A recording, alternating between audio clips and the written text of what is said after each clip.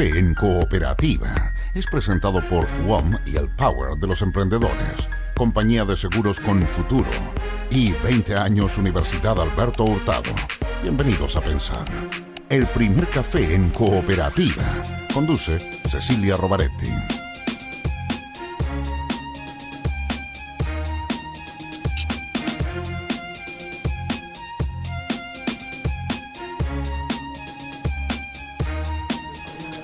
Hola Santiago, hola Chile y hola al mundo que nos sigue a través de cooperativa.cl. 9 grados la temperatura actual, 16 la máxima que se espera para hoy en la capital.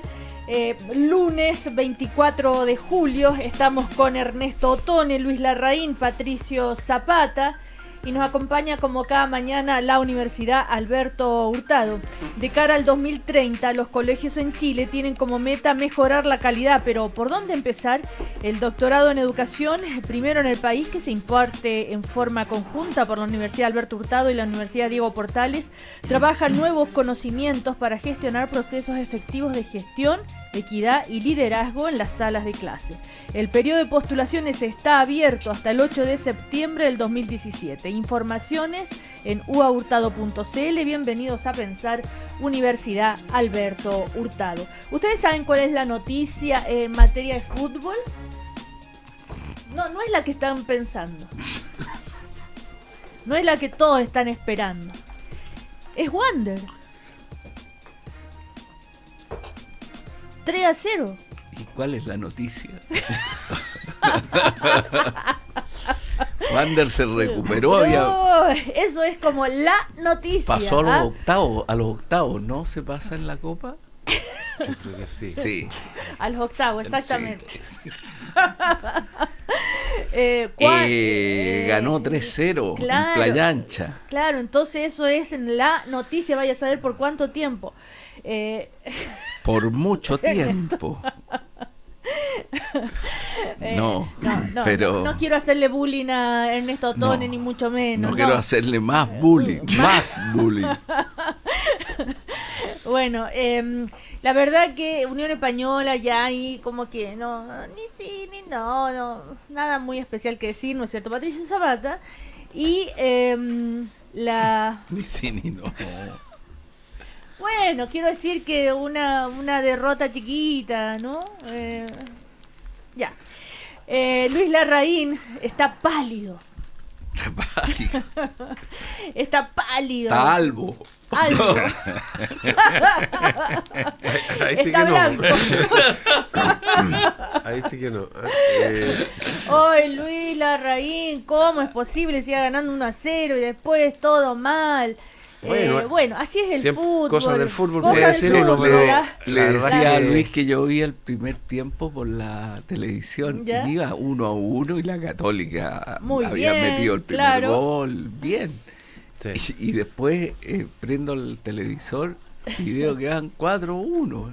¿Qué pasó? Bueno, la verdad es que uno puede sacársela con que son cosas del fútbol, ¿no? Un primer tiempo muy bueno, muy entretenido, hay que decirlo. Sí. Muy parejo, Muy con parejo. oportunidades de gol, más para la Católica diría yo que para Colo-Colo, pero la Católica no los metió los goles, metió uno nomás.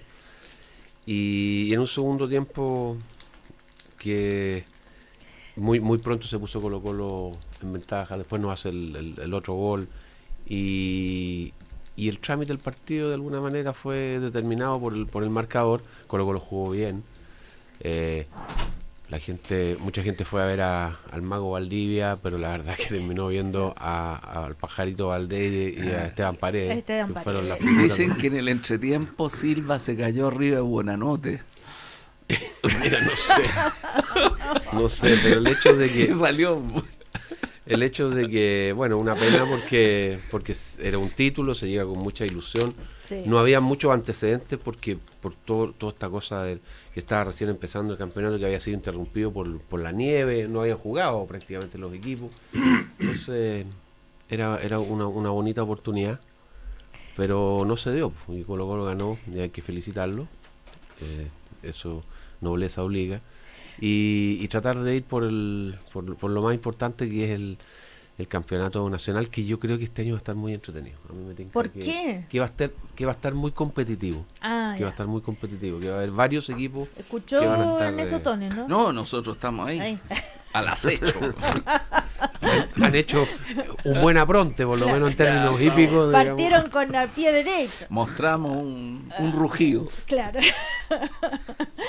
Bueno, Patricio Zapata está calladito, viene llegando de vacaciones, así que está... Como los niños. Claro, Termine mis es- vacaciones de invierno. Sí. sí. Oye, no, yo solamente porque lo de la unión en realidad no hay nada que decir. Que yo... Esto es un poquito incómodo e irritante a veces decir estas cosas después de... Pero yo ayer cuando miraba la capacidad de Esteban Paredes en el área, en el gol que se hace, ese gol es re importante, a los pocos minutos que había abierto la cuenta la Católica, esa contorsión que se hace para colocarla.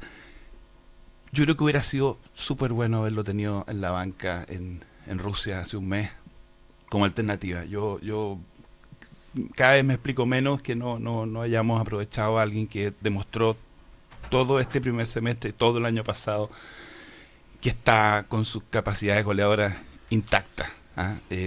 Solamente eso, yo creo que es molesto porque después de la batalla todos son generales, pero creo que haber tenido a alguien como Paredes a disposición de nuestro equipo en Rusia era lo lógico, y no me explico cómo no lo aprovechamos más y mejor, porque está a los 36, no sé, 37 años, está súper vigente su capacidad de hacer goles cuando se necesitan los goles. Bueno, Muy ahí bien. está el comentario sesudo de todos los lunes sobre Claro. Ahora, el lo que viene fútbol. ahora ya no es sesudo, lo que No, ahora lo vamos a que viene hablar ahora pura cabeza de pescado. Oigan, bueno, hay varios frentes noticiosos, como siempre, la marcha del país, lo que pasa fuera de Chile también.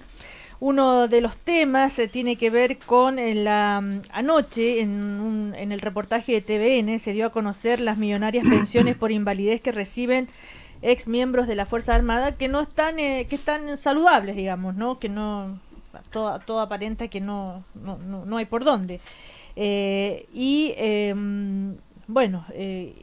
Incluyen 4 detenidos que están en Punta Peuco, un ex CNI y el hijo de Augusto Pinochet también. No sé si están al tanto de aquello, es Capredena y la dirección y Dipreca que entregan estas millonarias pensiones por invalidez de segunda clase a jubilados que no presentan ninguna incapacidad. Esa es la investigación de este reportaje. Una vez más, entonces, puesto en tela de juicio el tema de Capredena, de Dipreca, en fin. ¿Cuándo se va a terminar este tema, este asunto? ¿Qué es lo que se le cuestiona de fondo? ¿Cómo no se sabía antes, digo yo? Y si están de acuerdo ustedes en que esto funcione así. No, pues, ¿quién va Ernesto a Tones. estar de acuerdo con que esto funcione así? Yo creo que esto viene de muy atrás en el Estado chileno y viene también del sistema antiguo de pensiones, a propósito de esto, y de algunos aspectos de instituciones en donde predominaban y siguen predominando algunos privilegios corporativos. Esto, claro, en este caso son los militares y se cruza con los derechos humanos y se cruza con la dictadura, se cruza con todo eso. Pero podría no serlo, podría también ser de otras instituciones que tenían privilegios corporativos. Y yo creo que en eso es una cosa que produce mucha irritación, porque hay formas como de compensaciones, como de, bueno, tú te jubilas, pero de alguna manera te arreglamos. Uso el lenguaje corporativo. De alguna manera te arreglamos y viene todo. Y yo creo que eso hay que terminarlo, por supuesto que hay que terminarlo, es una mala práctica, ya sea en instituciones armadas o en instituciones no armadas, pero es una mala práctica que es inaceptable. cuando no responden a situaciones reales en que se ha producido un hecho de invalidez. Claro. Por ejemplo, Pinochet Iriart dice haber sido aplastado por un camión. En el ejército estuve hasta el 79. Me mandaron a Estados Unidos, me operaron y quedé bien para el uso civil, pero no para el militar. Yo salí inválido, en fin. Después reconoció que no podía trabajar al principio, pero que después he trabajado como todo ser humano porque la pensión no alcanza. Sí. Mira, Cecilia, en fin, son 900.000 pesos al valor de hoy lo que recibes desde entonces. Bueno, en fin. Mira, yo creo que Luis Larraín. Yo creo que Ernesto tiene razón en el sentido de que esta es una cuestión que tiene algún tiempo.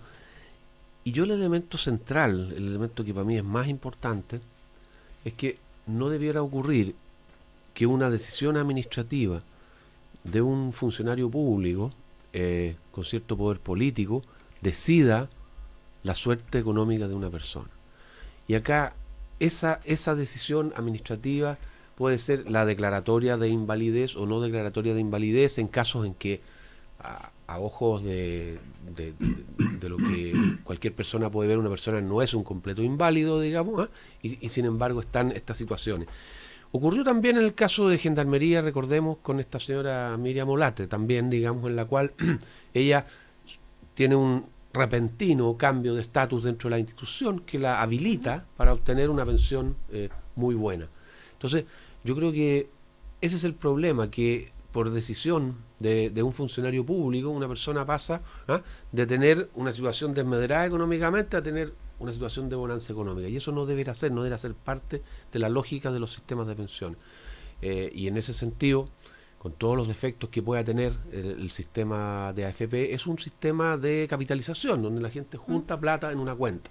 Que eso sea insuficiente, lo estamos viendo, digamos, por la reacción que tiene la población a los niveles de las pensiones, pero hay otros mecanismos más institucionales, como el Pilar Solidario, que establecen beneficios para personas que cumplen ciertos requisitos y que no son de este tipo de beneficios en que hay que conseguir que me declaren de tal cosa o hay que conseguir que me nombren tal cosa para poder obtener una buena pensión. Entonces yo creo que eso es lo fundamental que surge de estos casos.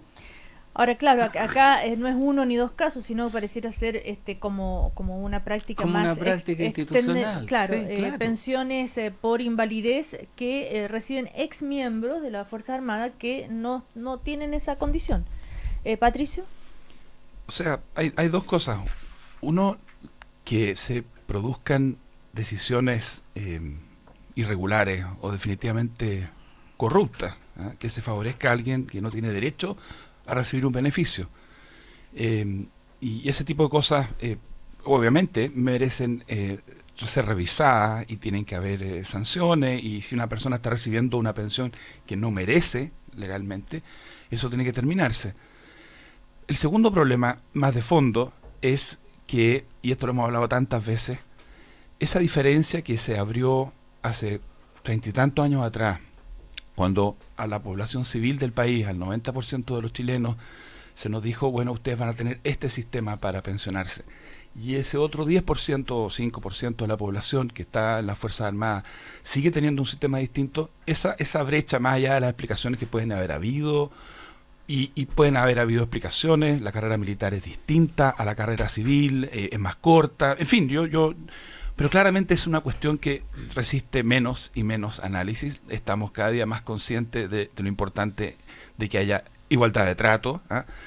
No va a ser sencillo porque yo creo que hay que avanzar hacia un sistema común. Eso va a significar probablemente mirar de nuevo la carrera militar. Aquí hay que pensar las cosas bien, con calma, pero yo creo que no resiste mucho que sigamos teniendo, y eso se traduce, ¿no es cierto?, a veces en estas presiones de algunas personas que tratan de moverse de un sistema al otro, estos juicios que hemos tenido de gente civil, de la Dirección de Aeronáutica que quiere trasladarse al régimen militar y quiere arrancar del sistema. El actual gobierno, entiendo que en unas semanas más o un mes más va a hacer una propuesta pero una propuesta acotada, ¿no es cierto?, con este aumento del 5% de la cotización. Yo creo que aquí tenemos un tema gordo pendiente. El próximo gobierno creo que no puede rehuir ese problema de cómo pensamos, probablemente en un horizonte de 5 o 10 años, no puede ser de golpe y porrazo, en dejar de tener un trato distinto para aquellos chilenos y chilenas que están en las Fuerzas Armadas. Porque creo que cada vez que explotan estas cosas se abre un foco de irritación bien explicable. Yo quisiera decir algo respecto Sí. al tema de las Fuerzas Armadas, porque aquí, Luis Larraín. por nuestra historia y por otras razones, muchas veces se le trata de dar una connotación política al hecho de que sean de las Fuerzas Armadas. Entonces dice, aquí hay unos señores que son privilegiados, que son de las Fuerzas Armadas. El régimen de pensiones en las Fuerzas Armadas es distinto que el civil. Hay opiniones distintas. Yo soy partidario, y siempre fui partidario por lo demás, de que el régimen de las Fuerzas Armadas se asimilara lo más posible al régimen civil. Y yo creo que se puede hacer. Técnicamente se puede hacer y hay soluciones que tienen que ver con el hecho de que ellos quedan, por la estructura piramidal que tienen las Fuerzas Armadas, ellos salen de la institución a una edad que es muy temprana. Pero resulta que salen de la institución y no quedan inhabilitados para hacer otras cosas. Es más, yo creo que con el tiempo, cada vez más las personas que están en las Fuerzas Armadas deberán ser personas que tienen capacidades para desempeñarse en cualquier otra actividad. De manera que ese no es un argumento para que tengan un sistema totalmente segregado respecto al de los civiles. Hay ciertas cuestiones, claro, que hay que arreglar, bonos de reconocimiento por los años, etcétera. Pero yo quiero decir una cosa, que muchas veces aquí hay un elemento de cierta odiosidad contra las Fuerzas Armadas, y yo quiero defender una cosa, que es que cuando uno mira el régimen previsional de las Fuerzas Armadas, que es más favorable que el régimen de los civiles, hay que mirar también el régimen de remuneraciones de las Fuerzas Armadas. Y el régimen de remuneración de las Fuerzas Armadas en general es menos favorable que el régimen civil. Y si uno mira, entonces la situación trata de ser ecuánime. Se da cuenta, por ejemplo, de que si uno quiere arreglar, entre comillas, en la buena dirección, el sistema de pensiones de las Fuerzas Armadas para que se asemejen más a el resto de la población civil, entonces también tendría que mirar el régimen de remuneraciones de las Fuerzas Armadas, porque es conocido que las remuneraciones de las Fuerzas Armadas en general son bajas, incluso para niveles de rango similares a lo que tienen en la administración civil.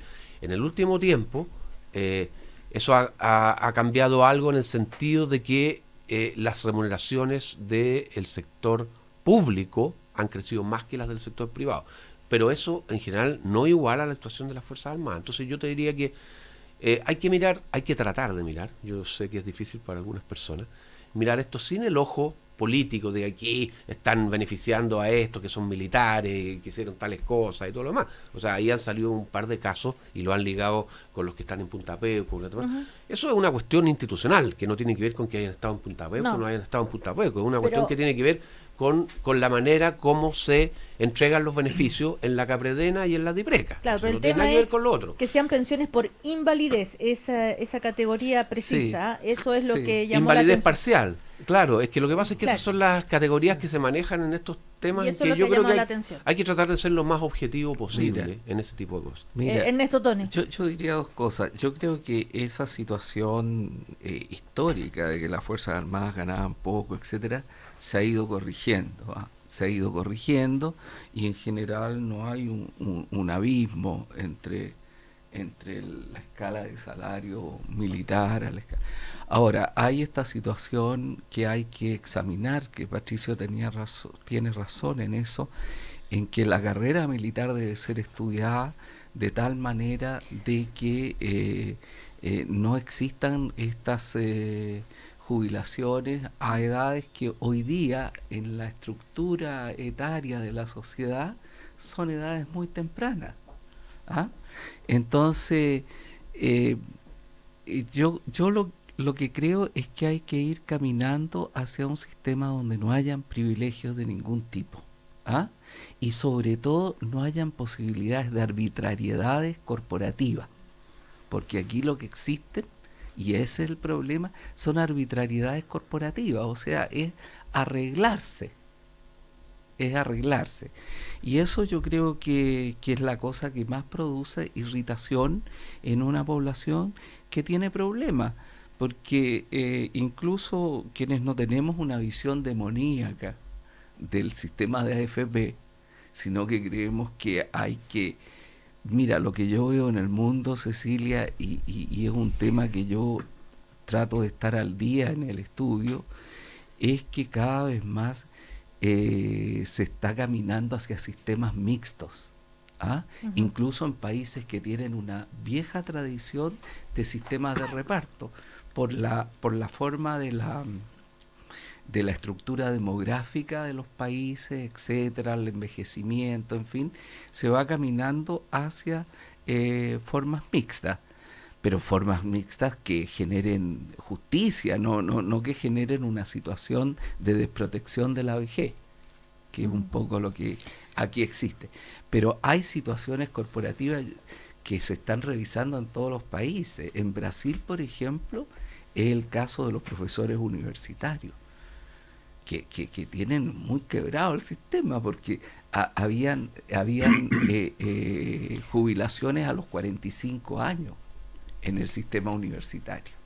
En Italia se tuvo que revisar también todas las pensiones, porque habían zonas del Estado y zonas de corporaciones también donde sucedía esto. Entonces vamos caminando, pero sobre todo vamos caminando, en mi opinión, hacia sistemas mixtos, pero sobre todo que no haya espacio para la arbitrariedad. Y en ese sentido, una invalidez falsa produce con justa razón una gran irritación. Aparte de la invalidez falsa, por ejemplo, la candidata Beatriz Sánchez, que estuvo hace un rato acá en el diario Cooperativa, dijo no mantendría pensiones de condenados por violaciones a los derechos humanos.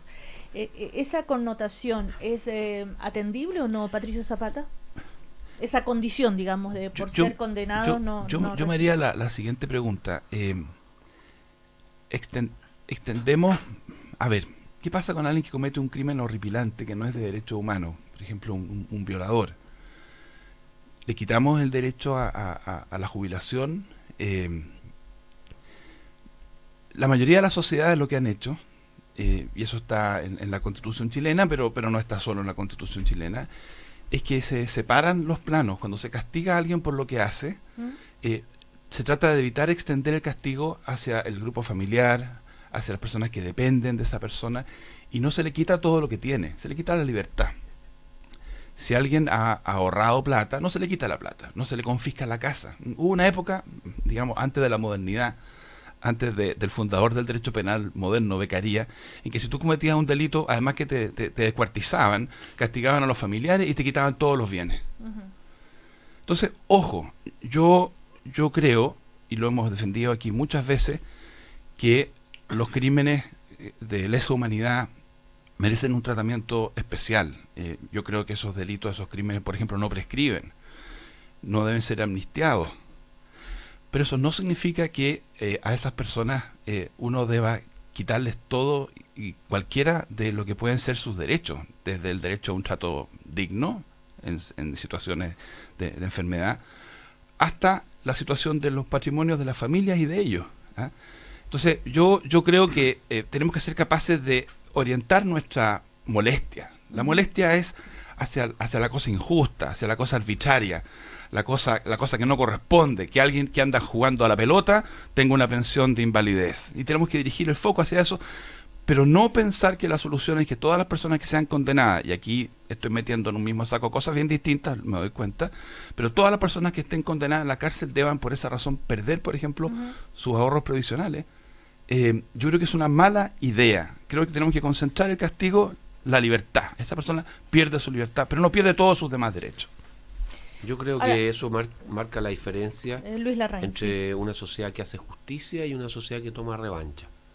Ahí está, ese es el límite, digamos. Y la sociedad que hace justicia no tiene por qué meterse, digamos, con algún otro beneficio que tiene la persona, digamos, por el hecho de haber nacido en este país o de vivir acá. Creo que no tiene que ver una cosa con la otra. Claro, bueno, así como ocurrió en el escándalo de Gendarmería, en este caso hay, no sé, perdón la redundancia, caso como el que se presentó en el reportaje de Emilio Neira, un ex agente de la CNI, que estuvo condenado por su participación en la operación Albania y que al ser abordado por la periodista del programa, salió corriendo por las calles de Santiago. Él estuvo detenido, recibe 2.600.000 pesos por pensión de inutilidad de segunda clase. Tengo un síndrome de estrés postraumático. Esa fue una de las explicaciones. Pero junto con esto, hoy justamente se cumple un año de la protesta nacional en Santiago contra las AFP. Hay manifestaciones en las calles, y entonces el tema va a volver a instalarse. En Plaza Italia comenzaron las protestas, o se juntaron las personas, manifestaciones con pancartas en Vicuña Maquena, bueno, en fin. Va a ser tema de campaña también, me imagino, en esta época, sí, ¿no? Hay como una paradoja, porque a veces parece que necesitáramos que se destapara una cuestión Sí. horrible para que dirigiéramos nuestra mirada hacia un problema. Entonces tienen que morir unos niños en el Sename, para que tienen que aparecer personas con jubilaciones increíbles, para que... Y yo no puedo criticar que la prensa cumpla su tarea y destape estas cosas, porque justamente nos permite dirigir la atención y mirar lo que no estábamos mirando. Uh-huh. Pero ahí viene el switch que tenemos que hacer, porque si una vez que el hecho escandaloso nos despierta y nos sacude, no podemos mirar el problema solo en la perspectiva de lo escandaloso, sino que tenemos que introducir todas estas otras consideraciones, ¿te fijas o no? Entonces, qué bueno que la prensa muestra que hay gente que está recibiendo una pensión que no merece, que no debiera recibir, que es muy abultada. Qué bueno que lo hace. Pero luego, en segundo lugar, ¿significa eso que tengamos que quitarle a todas las personas que están cumpliendo condena sus pensiones? ¿Significa eso que Entonces, hay momentos en que la racionalidad tiene que ser capaz de luchar por sus fueros.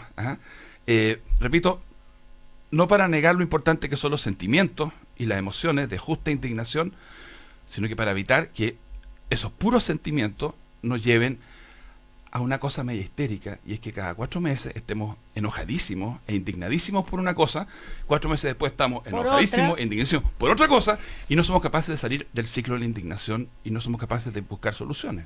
Ahora, hay, ¿no es cierto?, una convocación de este movimiento No Más AFP para hoy, convocan a una protesta nacional, pero el tema, por ejemplo, de cuando surgió esto del movimiento No Más AFP, generó que el gobierno hiciera una propuesta, y se traduce entonces en algo concreto, Patricio.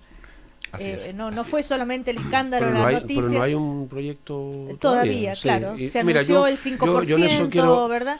Hay otras cosas que han ocurrido desde que nació este movimiento No Más AFP. Por ejemplo, el señor Messina, que es la cara visible, no sé qué cargo tiene. Vocero. Ha llamado a boicotear el sistema de AFP, ha llamado a salirse de algunas AFP, ha llamado a cambiarse del fondo A el fondo E, con el objeto, según él, de quebrar el sistema. Me parece una cosa extraordinariamente irresponsable, porque además han habido ciertos cálculos que se han realizado, que hay personas que han perdido hasta 2 millones de pesos por hacerle caso al señor Medina, y cambiarse Messina, y cambiarse del fondo A al fondo E, que además él lo dijo en el peor momento posible, porque los fondos A y E responden a distintos diseños técnicos que tienen que ver con ahorro de más largo plazo, de menos largo plazo, dependen de la edad que tenga la persona, hay una recomendación, e incluso cuando uno se acerca a la edad de jubilación, la regulación te va imponiendo qué porcentaje tú puedes tener en los distintos fondos. Y sin embargo, este señor, con una responsabilidad increíble, llama a cambiarse de fondo, y eso ha perjudicado a muchas personas. Entonces, la verdad es que, claro, tú puedes concatenar algunos elementos en la opinión pública. Paradojalmente, esto No Más AFP agarró como yesca con la pensión de la señora Olate. Ahora, yo no sé si los señores que marchaban por la calle con un No Más AFP creyeron de que si no hay más AFP a ellos le van a dar la pensión de la señora Olate. Yo les quiero decir de que están totalmente equivocados. No le van a dar la pensión de la señora Olate ni las pensiones de Capredena que acaban de salir ahora. Entonces, si esa es la composición del lugar que se trata de hacer, y el señor Messina, que es un oportunista, y que aprovecha este tipo de cosas, como esta información de prensa, para hacer sus protestas, yo creo que está engañando a la gente. No, la protesta se hace porque hoy se cumple un año de la primera manifestación, no a propósito de este reportaje. Sí, el reportaje no sé por es qué que se hace en esta fecha. Cecilia, Yo creo que por eso. ¿Sí? quién sabe, no sé, yo Es no una coincidencia. yo pero no no soy, fue. yo Sí. en Afortunada para general efectos tengo, objetivos. Ya. en general, Ernesto Tone, sí. en general yo no tiendo a las teorías de los complots, ¿ah? Pero lo que yo quiero señalar es que a mí estas visiones unilaterales en la cual se dice el sistema de AFP ha sido un fracaso completo, total, rotundo, sin vuelta, no es verdad. O los que dicen, miren, el sistema de la AFP es la gran solución, el mundo nos mira, y tampoco es verdad. Es un sistema que mostró algunas fortalezas y que ha mostrado también muchas debilidades, sobre todo en su tarea principal, que es asegurar una buena pensión para los jubilados. Y entonces, ahora, cuando tú miras los sistemas de reparto en el mundo, ves que los sistemas de reparto en el mundo están con problemas fuertes de acumulación de una deuda pública muy grande. Fíjate que yo estoy espantado porque nosotros estamos en este momento con una deuda pública de 25% del PIB. Pero la deuda pública de los países en Europa está en el 80%, en el 90%, en el 100%. Y incluso en algunos países más allá.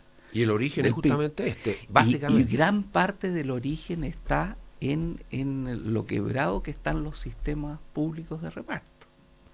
Entonces, ellos están buscando soluciones para caminar hacia sistemas mixtos. Y en muchos países se está caminando hacia sistemas mixtos. Ellos caminan, algunos del reparto, a una parte privada. Nosotros tenemos que caminar del extremo privado a una parte público-privado, que nos permita generar a la vez solidez y a la vez buenas pensiones. Ahora, eso es muy difícil, eso es construcción de políticas públicas. Por eso que a mí me parece que está bien, el movimiento social tiene que expresarse, y el movimiento social tiene que expresarse, pero posteriormente es tarea de la política. Y ahí es cuando me da miedo cuando los políticos toman posiciones unilaterales y se ponen a gritar o a tomar posiciones a favor o en contra de la calle, con visiones simplistas. Esto es una construcción de políticas públicas que se tiene que hacer, y en ese sentido es bueno que el Ministerio de Hacienda esté preparando una propuesta sobre esto, que no es una propuesta. Oye, si el ministro de Hacienda no puede decir quiero provocar el caos en el sistema de pensiones, ¿ah? ¿Cómo va a hacer eso una política pública? Claro. Entonces, lo que yo planteo es la necesidad de resolver los problemas, pero con racionalidad. Vamos a ir a comerciales, Patricio. A la vuelta tienen la palabra. Si estás en edad de pensionarte, Confuturo tiene un plan de rentas vitalicias adecuado para ti. Conoce sus 3 modalidades ingresando a confuturo.cl, respaldados por la Cámara Chilena de la Construcción. Y WOM está contigo en tu lucha junto al Power de los emprendedores. Pórtate al nuevo plan Emprende Extra Gigas y por cada plan obtén un descuento adicional. WOM, nadie te da más. A la vuelta seguimos con Patricio Zapata, Luis Larraín y Ernesto Tone.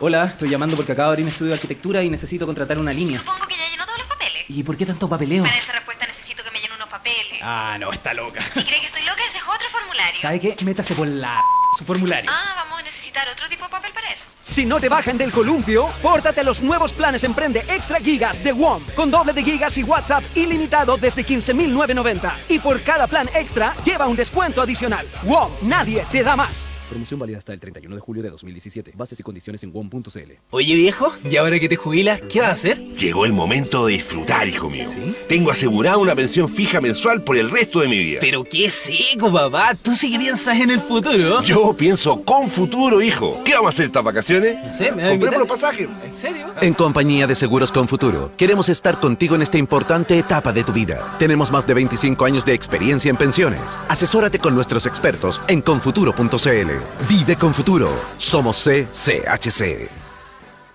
Somos herederos de 486 años de tradición educacional jesuita. La Universidad Alberto Hurtado pertenece a una red de cooperación académica con 200 universidades jesuitas en los 5 continentes. Bienvenido a Pensar. Posgrados UAH, Universidad Alberto Hurtado, acreditada por 5 años en las 5 áreas. ¿Te levantaste? ¿Te bañaste? ¿Te lavaste los dientes? Pero tomaste tu cardioaspirina de hoy. Tomando una cardioaspirina diariamente, ayudas a prevenir infartos al corazón en personas con factores de riesgo cardiovascular. Consulta a tu médico. Cardioaspirina de Bayer. Si es Bayer, es bueno. Un evento único e irrepetible. Pionero y leyenda de la música. Jean-Michel Jarre. El artista francés por fin viene a Chile a presentar su aclamado por la crítica Electrónica Tour. 14 de noviembre, Movistar Arena. Entradas a la venta a través del sistema Punto Ticket. Jean-Michel Jarre. Una experiencia hipnotizante. Es una producción de Phoenix Entertainment Group. Sabemos que la comodidad es tu copiloto a la hora de moverte, que los desafíos son el camino a... ¿Saben qué? Corten. No voy a seguir con esta frase de radio. Quiero conocer, viajar, ser libre. Queridos radioescuchas, me di cuenta que soy millennial. No importa la edad que tengas, importa las millas que tienes. Ahora todos podrán viajar con la tarjeta de crédito BCI Advantage, la tarjeta que más millas acumula. BCI. Somos diferentes. American Airlines Advantage y el símbolo de vuelo son marcas de American Airlines Inc. Infórmense sobre la garantía estatal de los depósitos en su banco o en www.swift.cl. Brunch familiar en Sheraton Santiago. Desde este domingo, todos los domingos, de 13 a 16 horas, ven a conocer el brunch familiar del restaurante El Cid, con espumante y bebidas gaseosas ilimitadas, juegos y menú especial para los más pequeños. Brunch familiar en Sheraton Santiago. Momentos sabrosos y entretenidos para disfrutar. Descuentos para socios Star Club. Más información al 222-33-5000 o en sheraton.com/es. Hola. Hola. ¿Has tomado un curso de inglés? Sí, varias veces. ¿Y hablas inglés? Un poco. En el Instituto Chileno Norteamericano de Santiago te aseguramos el aprendizaje del inglés. Tenemos el curso adecuado para cada nivel. Adult, Teens, Kids. Matricúlate hoy en una de nuestras sedes. Providencia, La Florida, Moneda y alcanza el dominio del idioma. 100% inglés, 100% norteamericano, 100% garantizado. Infórmate en norteamericano.cl. Matricúlate hoy al 226-777-000.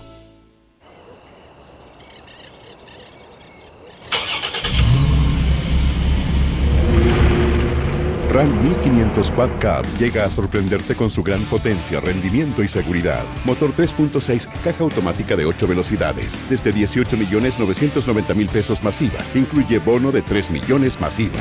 Encuéntrala en nuestra red de concesionarios o en ram.cl. 9 grados. 9 grados en Santiago. Cooperativa. 22 minutos para las 10. 22 minutos para las 10. Seguimos ejercitando la buena costumbre de opinar. El primer café en Cooperativa continúa. WOM está contigo en tu lucha junto al Power de los emprendedores. Pórtate al nuevo plan Emprende Extra Gigas y por cada plan obtén un descuento adicional. WOM, nadie te da más. ¿Y sabes cuál es la principal ventaja de contratar una renta vitalicia con Futuro? Que vas a contar con una pensión fija en UF para el resto de tu vida. Ingresa a confuturo.cl y pide una asesoría experta y cercana con Futuro. Seguimos en el primer café con Ernesto Tone, Luis Larraín y Patricio Zapata, que tiene la palabra. No, yo quería, no sé si para cerrar, porque quizá queremos seguir hablando de esto, pero referirme a esto de la relación que hay entre el movimiento social y la política pública. Efectivamente han habido ocasiones en que si no hubiera sido por el movimiento social, el sistema político no hubiera puesto atención, no hubiera revisado algo y no hubiera cambiado algo. Creo que eso pasa con el tema educacional. Bajo el gobierno anterior de la presidenta Bachelet se hizo una reforma a la LOCE, a la antigua LOCE, y la gente, o mucha gente pensó que con eso estábamos bien, a nivel de los cuadros dirigentes, y el movimiento del 2011 obliga a hacer una revisión más profunda. Podemos discutir si es buena o no es buena, nos gusta o no nos gusta, pero claramente el comillas, el mérito o la causalidad está en el movimiento estudiantil. Yo no sé si en el caso del régimen previsional es tan simple la cosa, porque primero que nada, en el gobierno anterior la presidenta Bachelet sí acometió una reforma importante. El pilar solidario no es un detalle, no es un pelo de la cola. Significa cambiarle la vida a decenas y cientos de miles de personas. Segundo, introdujo más competencia, que era un problema, sigue siendo probablemente un problema, pero un problema mucho más agudo a nivel de las administradoras de fondos de pensiones. Y han ido bajando las comisiones. Y la presidenta apenas asumió, antes que apareciera el movimiento No Más AFP, Cecilia, antes que se destapara la situación de Gendarmería, la presidenta nombró una comisión que durante un año estudió el tema y dio a conocer ciertas conclusiones. Entonces, no creo que este sea un ejemplo de unos gobiernos completamente indolentes, distraídos, pajarones o cómplices de utilidades. No, yo creo que la cosa es más compleja y en ese sentido, ojo cuando de repente nos rendimos a una especie de lógica según la cual el que propone algo desde la sociedad siempre tiene la razón y hay que hacer siempre lo que esa persona propone. Porque, por definición, la tarea de un gobierno, de un buen gobierno, un mínimamente buen gobierno, es velar por el bien común. Y un grupo, por inteligente que sea, por mucho que tenga de noble, y por mucha razón que tenga en algún aspecto, ningún grupo puede arrogarse el bien común. Ningún grupo. Esa es la tarea de los gobiernos. El gobierno tiene que decir, aquí hay un grupo, aquí hay otro grupo, aquí hay otro grupo, y aquí están los millones de chilenos que no estamos en ningún grupo, que no están en ninguna movilización, y el bien común consiste en mirar todo eso. Entonces, en el caso, te repito, en el caso de la cuestión previsional, muy entendible que la gente esté disconforme con sus pensiones porque no le alcanza simplemente a muchas personas que trabajaron toda su vida, pero lo que no puede ocurrir, y yo me pareció cuando escuché en la mañana a Beatriz Sánchez en la entrevista que le hicieron hoy día en la mañana aquí en la radio, me pareció que estando bastante bien cuando habló de seguridad ciudadana, bastante bien en mi opinión, estando bastante bien cuando habló de relaciones diplomáticas, cuando habló del sistema provisional, ella se limitó a decir, nos gusta mucho lo que propone el grupo No Más AFP. Eso es lo que tenemos que hacer, acríticamente, tomando, simplemente agarrando lo que propone un grupo, y me parece que la tarea del gobierno, la tarea de una coalición de gobierno, no puede ser andar con una bolsa recogiendo acríticamente las propuestas que se hacen desde grupos, aunque sean grupos importantes y grupos masivos. Eso no es gobernar. Otro tema que ha estado toda la semana en la agenda noticiosa tiene que ver con el proyecto de despenalización del aborto en 3 causales. Ya todos conocemos, ¿no es cierto?, que no se aprobó en la Cámara de Diputados finalmente por un voto, que va a comisión mixta, y ya hay la decisión de Chile Vamos de llegar al Tribunal Constitucional. Las declaraciones de Sebastián Piñera este fin de semana dijo, creo que las mayorías no pueden hacer cualquier cosa, por eso tenemos una constitución, y la constitución en Chile establece claramente que se protege la vida que está por nacer, del que está por nacer. En consecuencia, creo que precisamente para cumplir nuestra constitución tenemos que hacer una ley que proteja la vida del que está por nacer. Bueno, en fin, apoyando esta idea. Y al mismo tiempo les comento que la encuesta Academ, que salió anoche, el 70% de chilenos apoya el proyecto que despenaliza el aborto en 3 causales. Ahora, esto ha puesto en tela de juicio el Tribunal Constitucional, quiénes los componen, si es una especie de equilibrio político el que se da ahí, etcétera, etcétera. Como abogado constitucionalista, que es Patricio, podrá tener una mirada, me imagino. Bueno, todos ustedes. ¿Quién quiere partir? ¿Ernesto? Bueno, si quieres parto yo. Yo quiero ser muy claro sobre esto. Yo estoy completamente de acuerdo con las 3 causales que se plantean, y en esto lo que me parece mal en lo señalado por Piñera no es el hecho de que las mayorías, en las democracias, no significa que las mayorías tienen que imponer a troche y moche sus posiciones. Las mayorías en democracia, a la diferencia de los populismos autoritarios, que pueden tener en un momento una mayoría, es cuando no respetan las reglas democráticas. Y si se respetan las reglas democráticas, sin duda la mayoría es la forma, el principio numérico. Y en este caso se respetó la democracia, ¿no? En mi opinión sí, porque lo que se plantea ahí que es como si él, al señalar lo que él señala, es como que los chilenos que estamos de acuerdo en esas tres causales no tuviéramos respeto al derecho al que van a hacer. En este sentido yo quiero señalar que ahí hay un debate sobre esto, y yo tengo una posición distinta seguramente con mis interlocutores.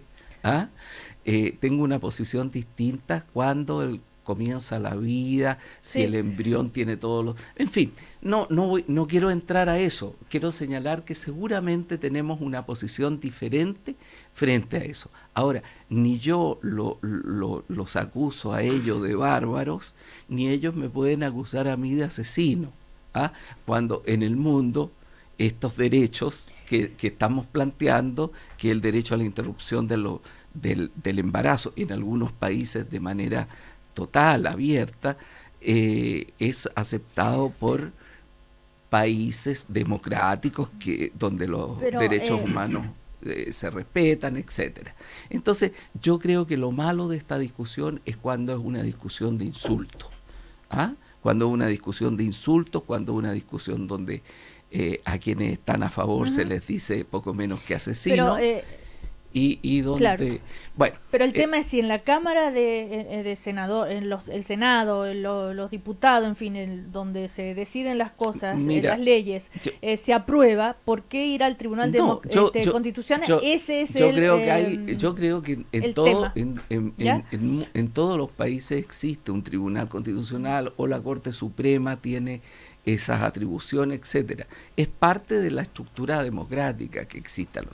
Ahora, el problema es el uso que se hace de eso, porque cuando se hace un uso, y el Tribunal Constitucional en Chile, yo creo que tiene aspectos en su conformación que no están basados tampoco siempre en el mérito. Hay muchas formas de constituir el Tribunal Constitucional en donde a veces priman las visiones ideológicas o ideologizadas de algunos de sus miembros. Bueno, de allí el apuro, según parece, para que no sea no alcance a asumir aróstica, ¿verdad? Que se supone que es una sensibilidad más conservadora. Yo quiero opinar también. Pero déjame terminar una cosita nomás.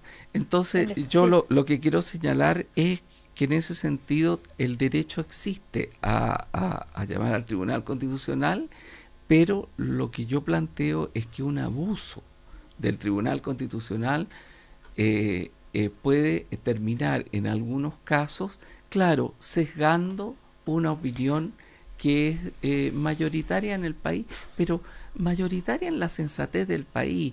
Yo no sé si esa encuesta, porque aquí cuando las encuestas a uno le gustan, son buenas, y cuando no son malas, pero yo creo que hay una gran mayoría de la gente que tiene una visión sensata. Si nadie está considerando que el aborto es un buen método, es realmente no ponerse en la cabeza de las mujeres, pensar que estas son decisiones fáciles, que a alguien le puede gustar, que alguien puede tomarse a la ligera lo del aborto. No es así. Luis Larraín, sí. No, yo lo primero quiero señalar mi posición respecto al proyecto. Yo soy contrario al proyecto. Creo que primero, el proyecto no es un proyecto de despenalización del aborto, porque si fuera solo de despenalización del aborto, estaríamos discutiendo si las mujeres que se realizan un aborto tienen o no tienen una sanción penal. Yo podría estar de acuerdo con un proyecto de despenalización del aborto. Pero este no es un proyecto de despenalización del aborto, porque este proyecto establece una serie de cuestiones adicionales que tienen que ver con prestaciones obligatorias por parte del Estado chileno para las mujeres que se realizan un aborto. Por ejemplo, no estaríamos discutiendo todo el tema de objeción de conciencia si este fuera nada más que un problema de despenalización del aborto. O sea, este es un problema que legaliza el aborto en 3 causales, ¿no? No que permite la interrupción del embarazo, que despenaliza. O sea, yo creo que me gusta que usemos el lenguaje adecuadamente. Sí, pero esto no es interrupción del embarazo, es aborto. Esto no despenaliza el aborto, sino que legaliza el aborto. Ahora, lo despenaliza y le genera condiciones para que no sea una ley clasista. Dicho eso, una vez que se aprueba el hecho de llegar al Tribunal Constitucional, ese era el sí, por eso es lo que tú quieres saber, pero lo que yo quiero decir es otra cosa. Lo que yo quiero decir es que pese a esta posición, que yo reconozco que es minoritaria, de acuerdo a la encuesta, yo tampoco voy a hacer una calificación moral hacia quienes tienen una posición distinta. Entiendo su posición y yo creo que en definitiva lo que estamos discutiendo acá es una cuestión súper profunda respecto a cuál es el momento en que la persona tiene derecho o no tiene derecho, o un ser humano tiene derecho o no tiene derecho. Yo creo que evidentemente un feto que está por nacer es un ser humano.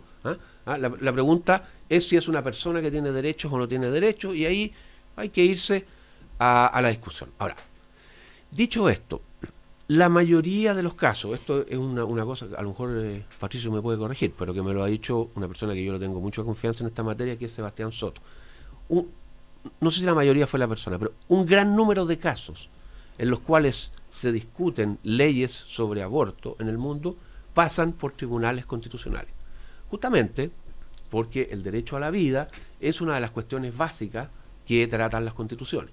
De manera que no es una cosa anómala que una ley vaya a un tribunal constitucional.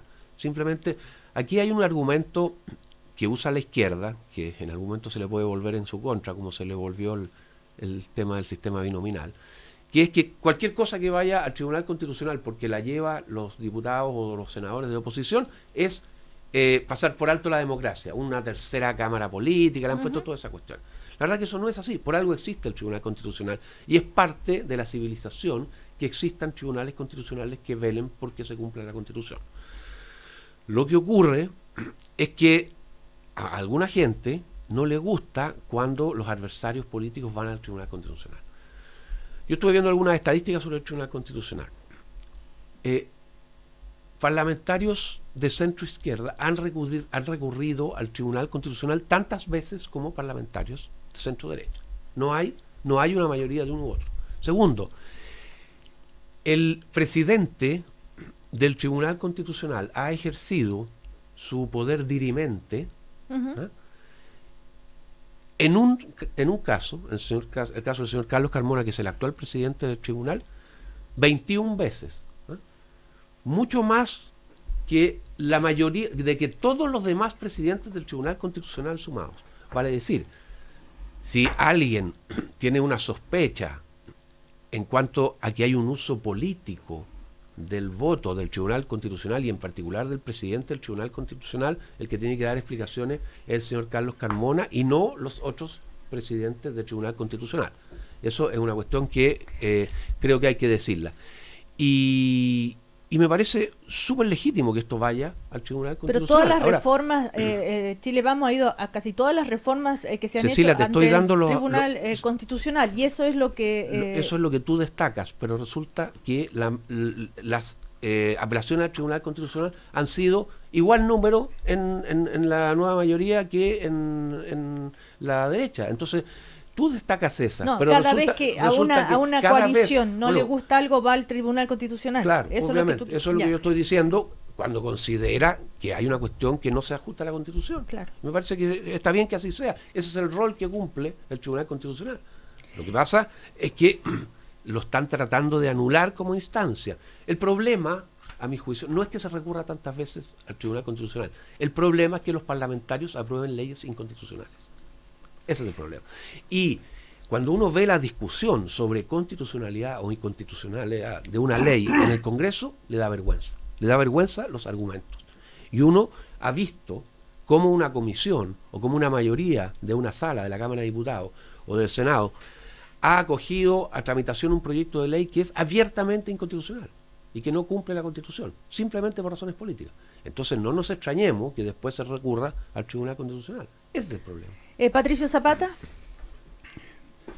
Sin minimizar la importancia de otros debates que han llegado al Tribunal Constitucional, la reforma laboral, la reforma universitaria, que son cuestiones muy, muy potentes, yo creo que podemos estar de acuerdo que la discusión sobre el aborto, no en Chile, en el mundo occidental, ha sido durante los últimos 30 o 40 años una discusión que toca convicciones muy profundas, en ambos lados, o en todos los lados. Entonces, yo creo que no podemos ser tan provincianos como para sorprendernos, dadas las convicciones que hay en juego, que los que en un momento dado son minoría, movidos por su convicción profunda, hagan uso, por ejemplo, de los tribunales. En algunos países, en Estados Unidos, por ejemplo, donde hasta el año 73 la mayoría de los estados castigaban con pena penal el aborto, fueron grupos contrarios al aborto, grupos que promueven el derecho a la mujer a elegir, a la autonomía reproductiva de la mujer, los que fueron a los tribunales y consiguieron que la Corte Suprema de los Estados Unidos, en Roe versus Wade, dijera no es posible que los distintos estados, que eran como 40 en esa época, castiguen penalmente porque es un derecho de la mujer. Y por supuesto los que pensaban distinto a la Corte Suprema denunciaron duramente a la Corte Suprema como un grupo de gente no elegida que pasa a llevar la voluntad de las mayorías. En Francia se aprobó una ley de aborto el año 74 y los que perdieron la votación fueron al Consejo Constitucional. Y el Consejo Constitucional le dio la razón a la mayoría que había aprobado la despenalización. Acaba de morir Simone Veil, ¿no es cierto? Que Perdón, Sí.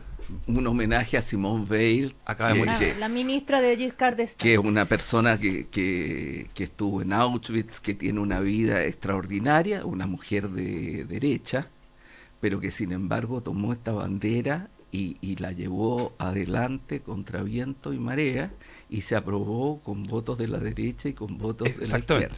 Una gran dama de la democracia francesa. Aprovecho de hacerle un homenaje porque le tengo una gran admiración. Absolutamente de acuerdo, pero el punto es que los que perdieron fueron al Consejo Constitucional. En Alemania, que yo espero que la gente acepte que es una democracia después del año 49, en 2 ocasiones se han aprobado leyes de despenalización del aborto y los que tenían minoría de votos, en ambos casos, el año 76 y el año 91, 92, fueron al Tribunal Constitucional y en ambos casos el tribunal les dio la razón en el sentido que la ley había ido demasiado lejos en la desprotección. Y podría seguir con España, y podría seguir, y podría seguir. Entonces, es muy, a mi juicio, es muy no mirar un poquito más allá de la cordillera. El pensar que este es el único país en el mundo donde, cuando se resuelva el tema del aborto, los que pierdan, los que tengan menos votos en el Parlamento, no van a tratar de hacer valer su convicción, que por lo menos merece respeto. Uno puede decir que están equivocados, que estamos equivocados, de que aquí hay un derecho humano. Además, cuando en el caso chileno la Constitución dice algo, que reconozcamos lo que por lo menos hace plausible el argumento, por lo menos. La ley protege la vida que está por nacer. No quiero entrar en el fondo porque podríamos estar larguísimamente. Yo te diría, no estamos hablando de eso. Ya, entonces déjame terminar, Cecilia. No puede ser ese el problema, de que sea ilegítimo. El problema tiene que ver más bien con la manera concreta en que hemos construido el Tribunal Constitucional. Y aquí yo pido honestidad. Hemos construido. Hay partes de la Constitución que no hemos podido cambiar. Y uno tiene derecho, a mi juicio, de apuntar con el dedo a los que se han opuesto a la reforma. Por ejemplo, seguimos teniendo quórum para cambiar casi cualquier cosa muy altos. Ley orgánica constitucional. No hemos podido introducir el concepto de una nación chilena pluriétnica, porque hay gente que se ha opuesto. Pero en esta materia tengamos un poquito de memoria. El año 2005, en forma unánime,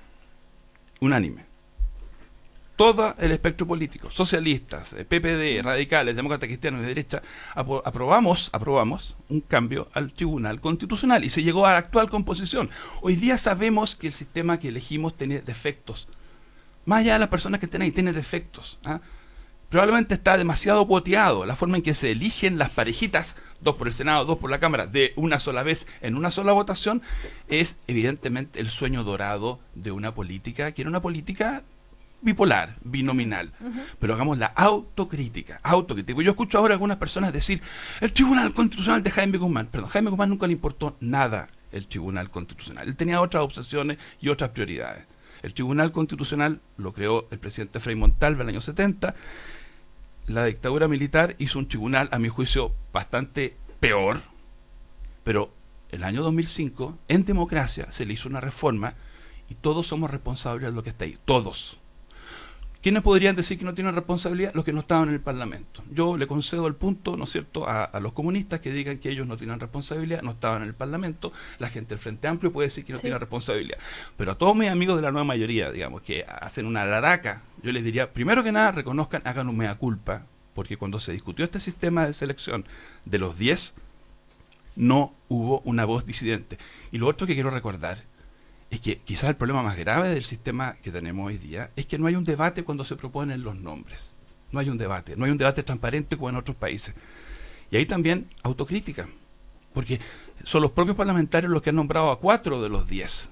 Y yo he sido testigo de la forma en que a las 10 de la mañana aparece un papelito con el nombre del que se va a votar y se vota a las 11 de la mañana. Y no hay ninguna posibilidad de que la opinión pública, los grupos de interés, los profesores, los movimientos sociales, por lo menos puedan decir, ¿sabe qué más? Este señor no, esta señora no, este señor sí, como pasa en otros países. Así que yo lo que pido es un poquito más de autocrítica, un poquito más de honestidad y menos provincianismo. Porque a mí me parece realmente increíble asombrarnos de que un tema como este, que mueve las convicciones que mueve, no termine tan bien en los tribunales. Yo no creo que estas cosas deban resolverse todas en los tribunales. Yo creo que básicamente estas cosas idealmente tenemos que resolverlas como comunidad. Como comunidad no podemos no tener un criterio común sobre cuándo empieza la calidad de persona y cuándo termina. No creo que sea un tema que cada uno piense lo que quiera como comunidad. Necesitamos tener un criterio y tenemos que discutirlo, sí. Pero no escandalizarnos si alguien, pensando que hay derechos en juego, va a los tribunales de un lado o del otro. De acuerdo, pero se nos terminó el tiempo, sí, Ernesto.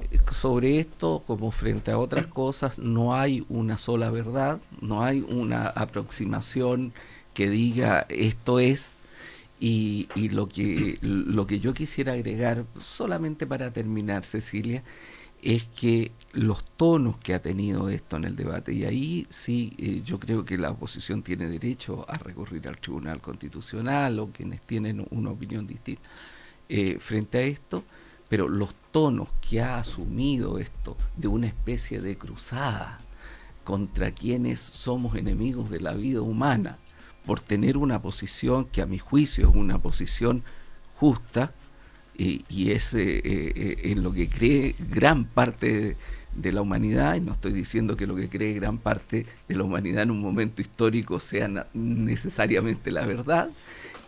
Lo que quiero decir es que ese lenguaje de insulto, de descalificaciones, etcétera, no corresponde a un debate democrático. Ernesto Tone, Patricio Zapata, Luis Larraín, que les vaya muy bien. Gracias. Gracias. El primer café en cooperativa fue presentado por Pórtate a WOM y únete al Power de los Emprendedores. Compañía de Seguros con Futuro y 20 años Universidad Alberto Hurtado. Bienvenidos a Pensar. Conocemos a Chile. Cooperativa.